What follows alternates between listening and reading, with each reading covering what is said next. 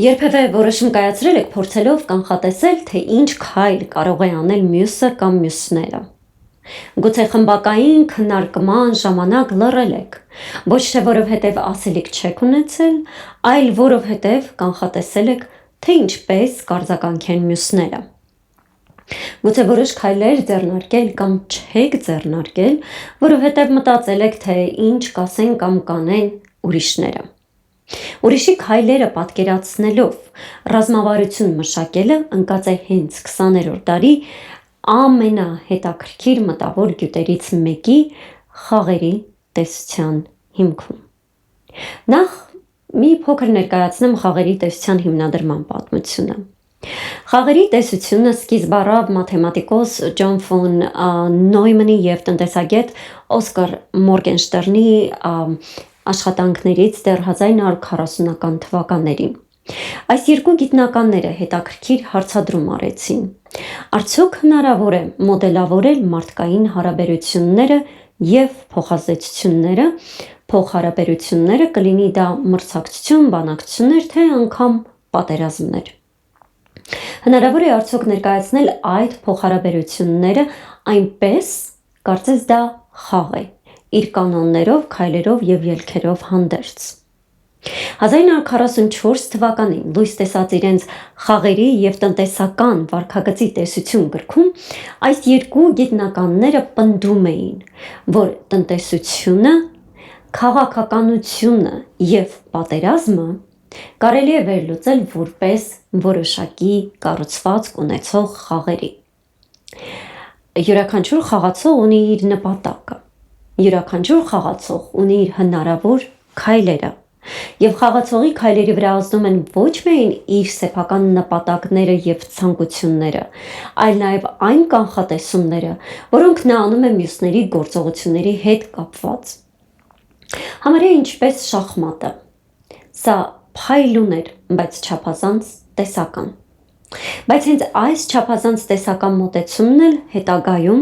պետք է հստակ քայլերի վերածվեր ազգերի համար և դառնար սառը պատերազմի ժամանակ ամենահզոր օգտագործվող հաշվարկներից և գործիքներից մեկը Խորհրդային Միության տաշեղ առ տաշեղ թուլացնելու համար։ Այսպիսով ինչ կատարվեց։ 1945 թվականից հետո աշխարհը բաժանվեց։ Միացյալ Նահանգներն ու Խորհրդային Միությունը հայտնվեցին այնպիսի առճակատման մեջ, որը պատմությանը հայտնի է որպես սառը պատերազմ։ Երկու կողմերն էլ ունեին միջուկային զենք, որով կարող էին ոչնչացնել ամբողջ մոլորակը։ Կարծես թե երկու կողմերն էլ ամենահզոր զենքն ունեին, բայց օգտագործել այդ զենքը նրանք չէին կարող։ Առավել ևս, կողմերը չէին կարող թույլ տալ թշնամուն օգտագործել նման զենքը։ Այսինքն շատ պարադոքսալ իրավիճակ էր ստեղծվել։ Ինչպես հաղթել մի պատերազմ, որը հնարավոր չէ նույնիսկ սկսել։ Ինչպես խուսափել ոչնչացումից՝ պահելով ուժերի հավասարակշռությունը։ Սա միայն ռազմական հարց չէր, սա ռազմավարական հարց էր։ Սա խաղ էր։ Եվ այս խաղն էլ դարձավ խաղերի տեսության ուսումնասիրության կարևորագույն թեման։ Ամերիկյան Rand Corporation-ի պես վերլուծական կենտրոնները սկսեցին հավաքագրել մաթեմատիկոսների, տնտեսագետների, ֆիզիկոսների խաղերի տեսությունը կիրառելու միջուկային ռազմավարության մեջ։ Այս խաղերը արտացոլում էին միջուկային սպառազինության մրցավազքի սարսափելի տրամաբանությունը։ Պատկերացրեք այսպիսի մի խաղ, որն ունի երկու խաղացող՝ Միացյալ Նահանգները և Խորհրդային Միությունը։ Երկու կողմերն էլ կուտակում են միջուկային զենք։ Եթե այս խաղացողներից մեկը առաջինը հարվածի, նա կարող է ոչնչացնել մյուսին, բայց կվտանգի պատասխան հարված ինչ-որ այլ վայրում պահվող միջուկային զենքից և ոչ միայն հարվածվող, այլ նաև հարվածող կողմը կոչնչանա։ Օրինակ, Միացյալ Նահանգները կարող էր հարվածել Խորհրդային Միությանը, հսկալի վնաս հասցնել, բայց կարճ ժամանակ անց Խորհրդային Միությունը կհարվածեր Միացյալ Նահանգներին կամ սեփական տարածքից կամ դիցուք Կուբայում պահված իր միջուկային զենքով։ Նույնը Խորհրդային Միությունը չէր կարող առաջին Միացյալ Նահանգներին միջուկային զենքով հարվածել, քանի որ Միացյալ Նահանգները կպատասխաներ, ասենք, Թուրքիայում պահվող իր միջուկային զենքով։ Այսինքն փոխադարձ ոչնչացում էր լինելու։ Հիշենք, որ երկու կողմերն էլ տարբեր երկրներում թշնամուն աշխարհագրական առումով բավական մոտ վայրում ունեին միջուկային զենք։ Մեկը մյուսին մեծ հաշվով չէր կարող հարվածել առանց իր իսկ ոչնչացման վտանգի։ Բայց եթե չէին կարող իրար հարվածել, բայց երկուսն էլ շարունակ էին անverջ զինվել, ծախսերը գնալով կաճեին եւ սխալ թույլ տալու ռիսկն էլ կբազմապատկվեր։ Այսինքն տրամաբանորեն կողմերը պետք է ռազմական ծախսերը կրճատեին եւ այդքան չզինվեին, պետք է համաձայնության գային, բայց սա միայն տրամաբանորեն։ Բայց այստեղ կա մի շատ մեծ բայց, որ կողմը դադարեցրեց զինվելը նույն տեմպով, անմիջապես կդառնար խոցելի։ Եվ հենց այսպիսի խաղն էր, որ տաշեղ առ տաշեղ թուլացրեց, մաշեցրեց Խորհրդային Միության տնտեսությունը, ռեսուրսները խլելով այլ հատվածներից, միջոցներ չթողնելով արդիականացման համար եւ ամբողջ ներուժը ուղղելով դեպի ռազմական արտադրություն։ Ամերիկյան տնտեսությունը ավելի հզոր էր, ավելի ծավալուն եւ ռազմական մրցավազքի համար տրամադրվող միջոցները թեև ահռելի էին Միացյալ Նահանգներում, բայց կազմում էին ամերիկյան համախառն ներքին արդյունքի շատ ավելի փոքր մասը։ Նույնը չի կարելի ասել Խորհրդային Միության մասին։ Խորհրդային Միությանը շատ ավելի շատ էր անհրաժեշտ կտրուկ նվազեցնել ռազմական ծախսերը եւ միջոցները ուղղել դեպի տնտեսություն եւ դրա արդիականացում, այլապես Խորհրդային Միությունը տեմպով հետ էր մնում եւ արագ տնտեսապես թուլանում։ Բայց Խորհրդային Միությունը չէր կարող միայնակ նման քայլի գնալ, քանի դեռ Միացյալ Նահանգները շարունակում էր զինվել եւ միջուկային զենք արտադրել։ Խաղերի տեսությունը օգնեց հասկանալ, թե ինչու երկու կողմերն էլ ի վերջո փակուղու մեջ հայտնվեցին, այն ինչ հայտնի դարձավ որպես փոխադարձաբար երաշխավորված ոչնչացում։ Կողմերը չէին կարող միմյանց դեմ ուղիղ պատերազմել, բայց չէին կարող նաև կրճատել իրար ոչնչացման համար նախատեսված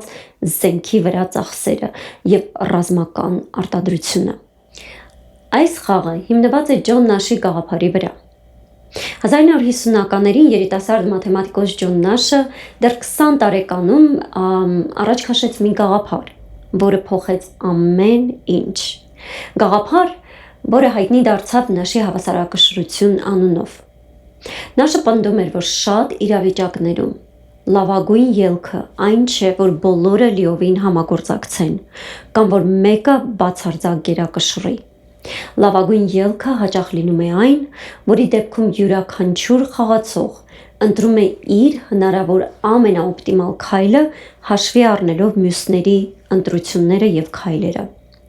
Նաշի հավասարակշռությունում ոչ ոք չի կարող միայնակ փոխել իր ռազմավարությունը եւ դրանից շահել։ Բոլոր որոշումները փոխկապակցված են։ Այսինքն Խորհրդային Միությունը միայնակ չէր կարող որոշել եւ կտրուկ կրճատել ռազմական ծախսերը, քանի որ Միացյալ Նահանգները կօգտվեր առիթից, կտրուկ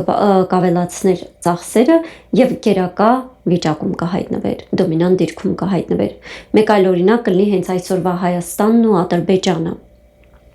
Հայաստանի տնտեսությանը խիստ անհրաժեշտ են ներդրումներ, միջոցներ տնտեսությունը աշխուժացնելու, ավելի հզոր գիտելիքահեն տնտեսություն կառուցելու համար։ Սա ժամանակի ընթացքում կհանգեցնի ավելի հարուստ տնտեսության, կենսամակարդակի բնականաբար բարձրացման, ավելի հարուստ եւ մեծ միջին խավի ձևավորման եւ գուցե նաեւ մի այնպիսի ճյուղի զարգացման եւ արտադրության, որը հետագայում կարող է օրինակ դառնալ դիվանագիտության համար կարևոր հենարան եւ ինչ որ առումներով անգամ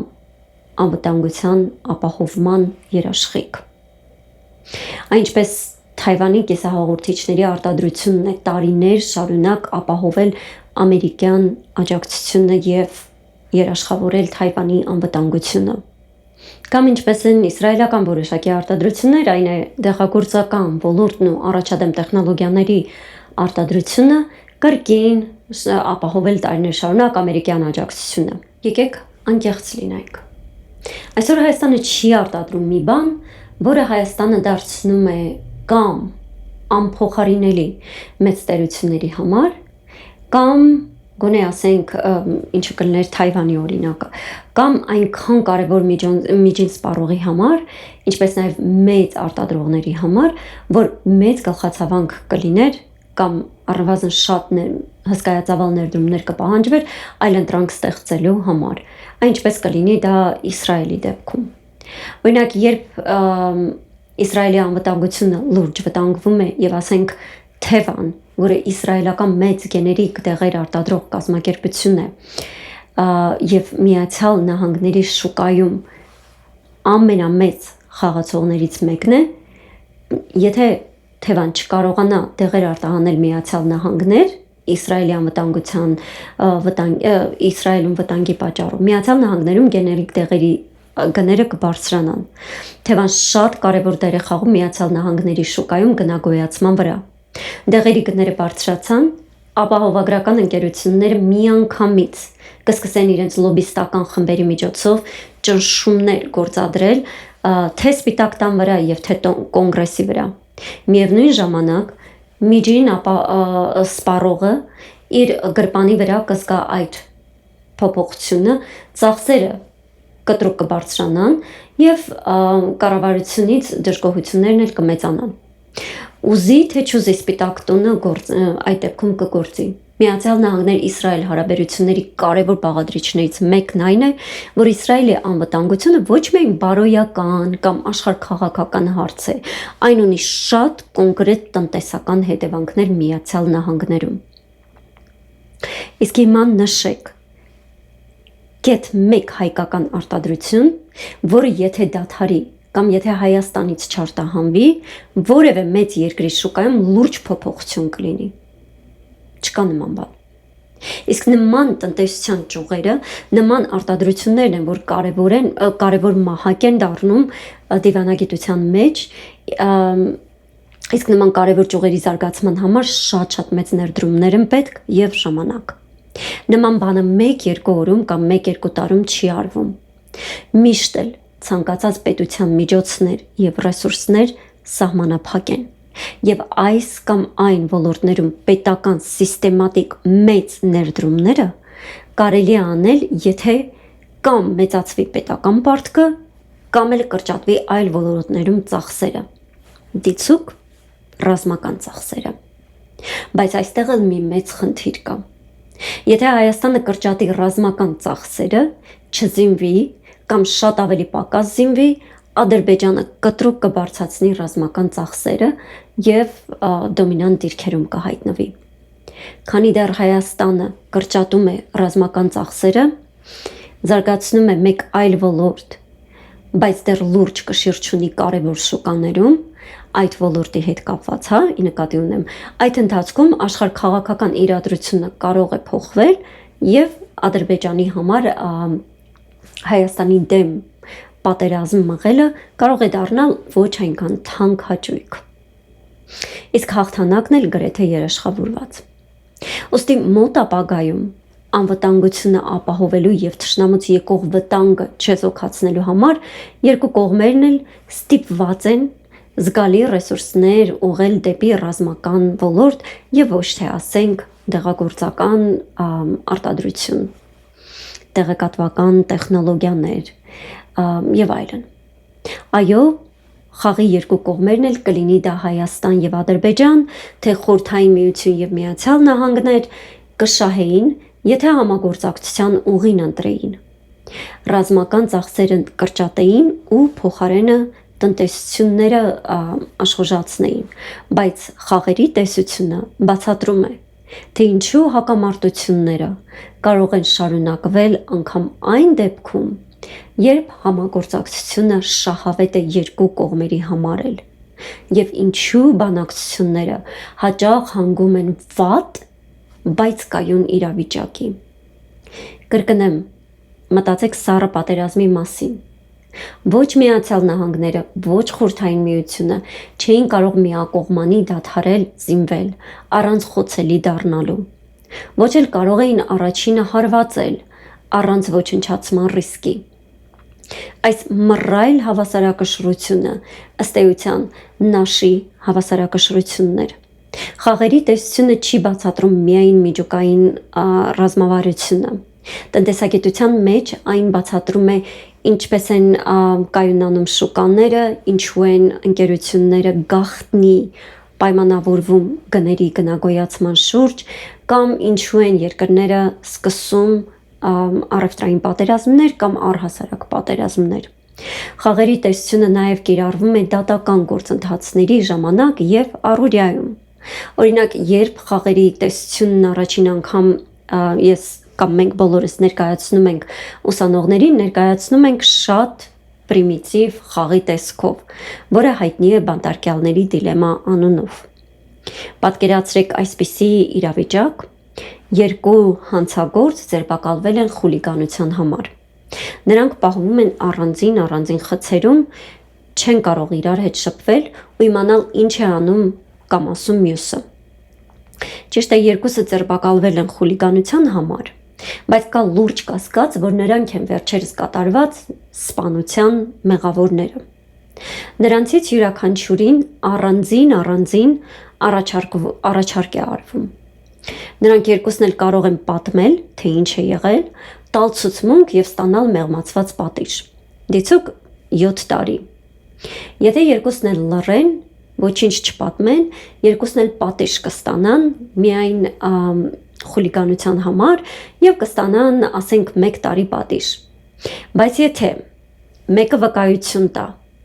իսկ մյուսը լռի, վկայություն տվողն անմիջապես ազատ կարձակվի, իսկ լռողը կստանա ծանր պատիժ, դիցուք 20 տարի։ Թվերը կարող են տարբեր լինել ընդ որում։ Յուրաքանչյուր բանտարկյալ իր քայլն է անում, չիմանալով մյուսի ընտրությունը։ Եվ եթե ամենաօպտիմալ լուծումը կլիներ, որ երկուսն էլ լռեին, բայց քանի որ յուրաքանչյուր կողմը վախենում է, որ մյուսը կխոսի, արդյունքում երկուսն էլ խոսում են եւ ստանում են ավելի վատ պատիժ, քան կստանային, եթե երկուսն էլ լռեին պարզապես։ Երբ մարդիկ կամ պետությունները գործում են միայն սեփական շահերի հիման վրա, առանց վստահության ու համագործակցության, ապա արդյունքը լինում է հաճախ ավելի վատ, քան եթե նրանք համագործակցեին։ Սա է խաղերի տեսության կանխատեսումներից մեկը։ Կան իհարկե տարբեր խաղեր, որոնք ունեն ոչ թե մեկ, այլ երկու կայուն ելք, երկու նաշ հավասարակշռություն։ Մի ելքը, երբ երկուսն էլ չեն համագործակցում, իսկ մյուսը, երբ երկու կողմերն էլ ակտիվ ներգրավում են, համագործակցում են։ Բայց մի բան է շատ հստակ ցույց տալիս խաղերի տեսությունը։ Կայուն ելք չի կարող լինել այն խաղի դեպքում, երբ մի կողմը չի համագործակցում, իսկ մյուս կողմը ակտիվ համագործակցում է։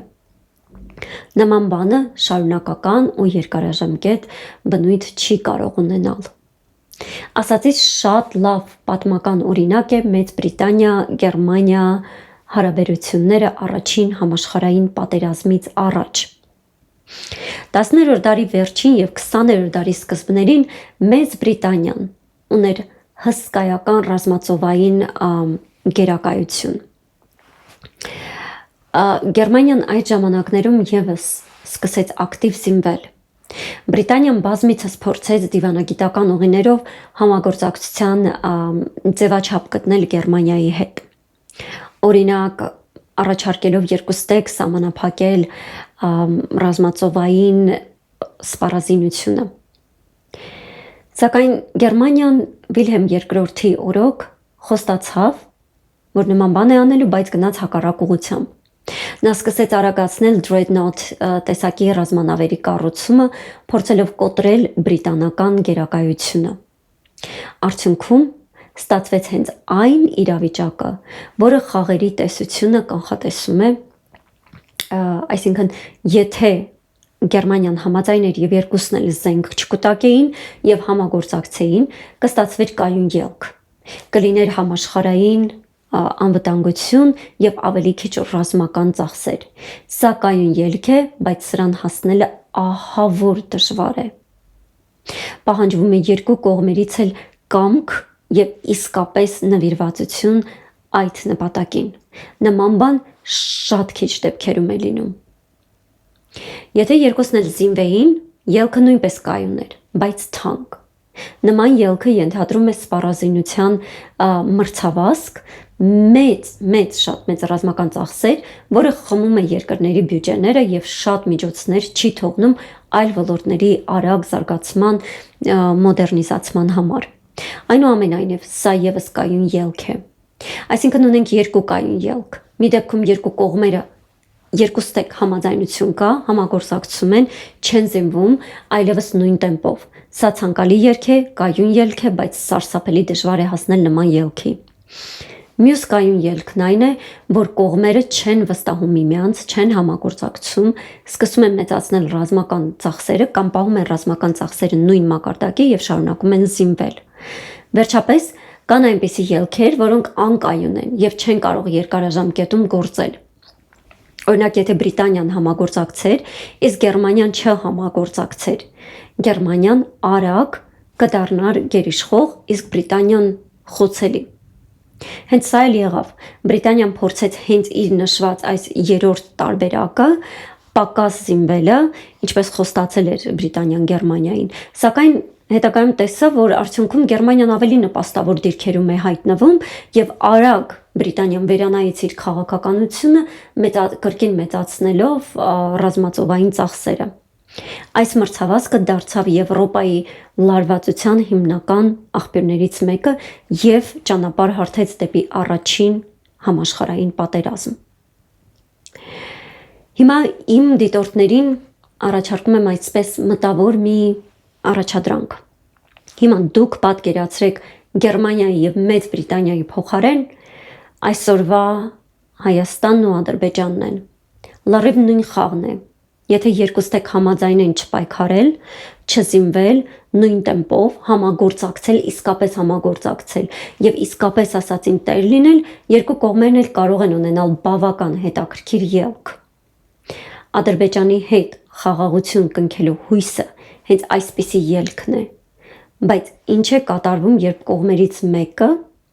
Գերմանիայի պես խոստանում է, որ մի բան է անելու, բայց իրականում մեկ այլ բան է անում։ Արդյոք նման իրավիճակը կարող է երկար տևել, երբ մի կողմը անընդհատ խախտում է համաձայնությունը, իսկ մյուս կողմը շարունակ հետևում է համաձայնության կետերին։ Այսօր քաղաքականության մեջ խաղերի տեսությունը կիրառվում է համարյա ամենուր։ Ընտրություններից մինչև միջազգային պայմանագրեր։ Ընդհանրապես խաղերի տեսությունը մարդկային փոխազդեցության փոխհարաբերությունների մաթեմատիկա է, որը կարող է հանդես գալ մրցակցության, համագործակցության եւ գոյատևման տեսքով։ Նույնիսկ ոնց ասեմ, հարս-կիսուր հարաբերություններն են խաղերի տեսություն, սիրելիներս։ Այն էլ ինչ խաղերի տեսություն են։ Սա լրիվ առանձին թեմա է։ Խաղերի տեսությունը այն հզոր գաղափարներից է, որն օգնեց Միացյալ Նահանգներին թուլացնել եւ հետագայում մեծ հաշվով ոչնչացնել իր ոխերիմ թշնամուն՝ Խորհրդային Միությանը։ Խաղերի տեսության հիմքում ընկած տնտեսական եւ մաթեմատիկական հաշվարկները հնարավորություն տվեցին հասկանալ քայլերի հաջորդականությունը եւ կանխատեսել ելքերը։ Եվ հետաքրքիրն այն է, որ այսօր արդեն Միացյալ Նահանգների թշնամին Չինաստանն է, ըստ որոշ զեկույցների կամ գրքերի միջազգային քաղաքական որոշումներ կայացնում, օգտագործելով խաղերի տեսության մոդելները եւ արհեստական բանականությունը։ Այդ գործիքակազմը միասին օգտագործում է կանխատեսելու արտաքին քաղաքականության ելքերը, փորձարկելու ռազմավարությունները, հաշվարկելու հակառակորդի քայլերը եւ այլն։ Միայն պատկերացրեք նույն մաթեմատիկան եւ տնտեսագիտությունը, որը ժամանակին ուղղորդում էր միջուկային ռազմավարությունը այսօր արդեն քանի պատիկ բազմապատկված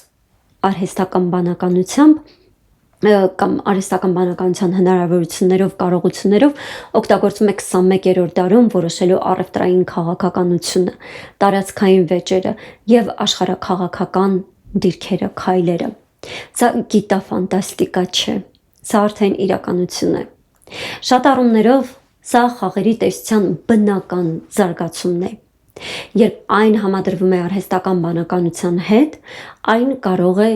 վայրկյանների ընթացքում մշակել միլիոնավոր սցենարներ։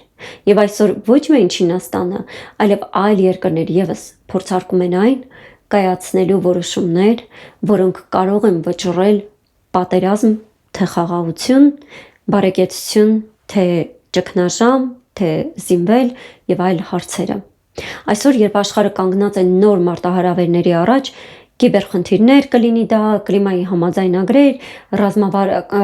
համավարակներ, ենթադրենք արհեստական բանականություն, պատերազմ թե խաղաղություն, խաղերի տեսությունը շարունակում է մնալ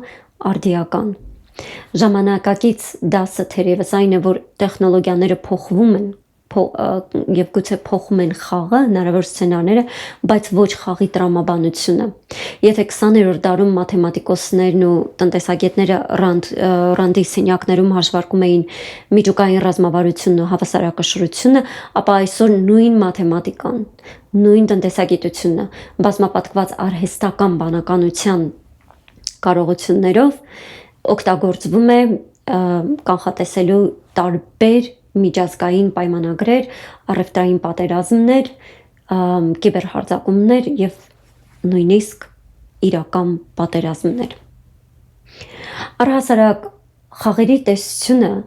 մեզ սովորեցնում է մի կարևոր բան։ Որոշումների աշխարհում մենք երբեք մենակ չենք։ Մեր քայլերը կախված են ուրիշների քայլերից, իսկ ուրիշների քայլերը մեր քայլերից, մեր կանխատեսումներից եւ մեր շահերից։ Սա ճիշտ է թե ընկերների փոքր խմբում, թե պետությունների աշխարհաքաղաքական մրցակցությունում։ Այսպիսով Ջոն Նաշի հանճարեղ միտքը մեզ թողեց ոչ միայն մաթեմատիկական հավասարումների այսպես տեսություն, այլև հայացք դեպի մարդկային վարքագիծը։ Այն մեզ հիշեցնում է, որ կյանքում շատ հարցերում լավագույն ելքը չի ծնվում մենակ պայքարելուց կամ բացարձակ հաղթանակից։ Այն ծնվում է հավասարակշռությունից, երբ յուրաքանչյուրը հաշվի է առնում մյուսի շահը եւ փորձում է գտնել կայուն լուծում։ Եվ գուցե սա է ամենամեծ դասը մեր օրերի համար։ Խաղերը միշտ էլ կլինեն, բայց արդյոք դրանք կվերածվեն պատերազմի, թե համագործակցության, կախված է նրանից, թե ինչպիսի ռազմավարություն ենք մենք եւ մեր դիմացիները ընտրում։ Ձեզ հետ էր Word and Me Project-ը եւ դոկտոր Եվա Ալեքսանյանը։ Կհանդիպենք։